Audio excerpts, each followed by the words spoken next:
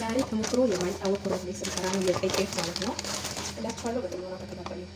ቀይ ጤፍ በነገራችን ላይ ቴክኒክ ቢሆን ራሱ ማለት ነው አንድ ጊዜ በሆነ ዱቄት ውስጥ ስፒል ስላገኘሁም ሁሌ ነፋለሁ ዱቄት አላምን ማለት ነው። እና እንነፋለን። ቀይ ጤፋችን ግን አበዛው ሁለት ወጥ ተናርኩት እላችኋለሁ። ግን አንዳንድ ቆሻሻ አለው እንደሚታይ መሰለኝ። ከዛ ጨው ትንሽ እንጨምርበታለን።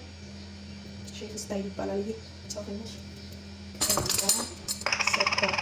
ስኳር በነገራችን ላይ የእጅን ባክቴሪያ ቫይረስ ምናምን አውጣትቻለሁ። እሺ እዩት፣ ጽድት ያለ ነው። ስኳር ይሄ ነገር ይሄ ስታይል አያዋጣም። ቆይ ስታይል ቀይር። ማንኪያ ተመልሻለሁ። አሁን በቆሎ ዱቄት ዝም ብዬ ነው በነገራችን ላይ እየተፈላሰፍኩ ያለሁት። አንድ ማንኪያ በቆሎ ዱቄት ለማለት ወስኛለሁ።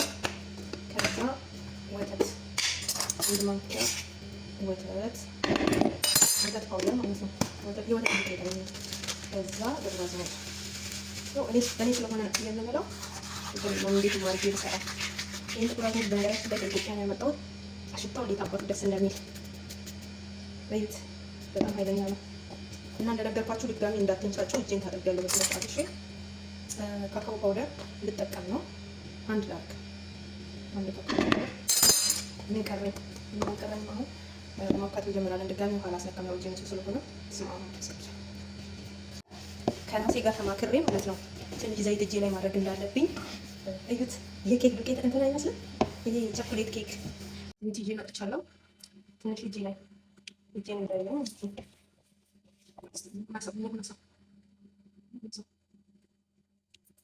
እግዚአብሔርን የቸኮሌት ኬክ